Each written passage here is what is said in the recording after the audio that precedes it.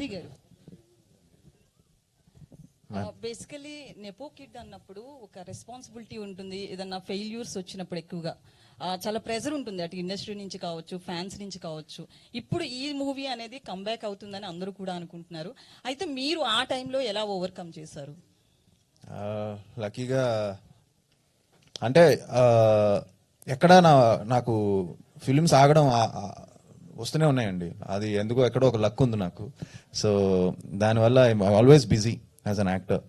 So but at the same time ఎక్కడో ఒక చిన్న డిసాటిస్ఫాక్షన్ ఉండేది, అరే కొట్టాలి కొట్టాలి కొట్టాలి అని. శశితో అయిపోయేది అది, అంత మంచి బజ్ వచ్చింది ఆ సినిమాకి. బట్ ఎక్కడో అది మిస్ అయింది శశి ఆ సాంగ్తో కానీ అంతా.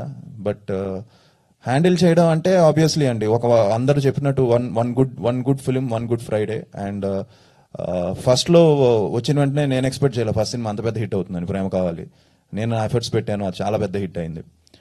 సో అండ్ నాకంటూ ఒక డిఫరెంట్, అందరూ ఏమన్నారంటే డాడీ లాగా వాయిస్ ఉండబోతుందా, లేకపోతే డాడీ లాగా డైలాగ్ చెప్తావని అడిగారు. నేను టోటల్గా సర్ప్రైజ్ చేసి డాన్స్ చేశాను. డాన్స్ చేసి ఒక రొమాంటిక్ ఫిలిం చేసి ఒక రొమాంటిక్ ఇమేజ్ తీసుకొచ్చాను.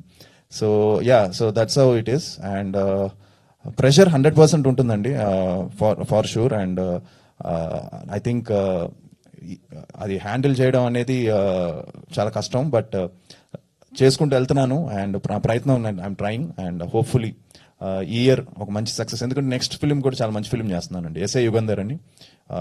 That is also backed by ETV. So that is also one good content driven film.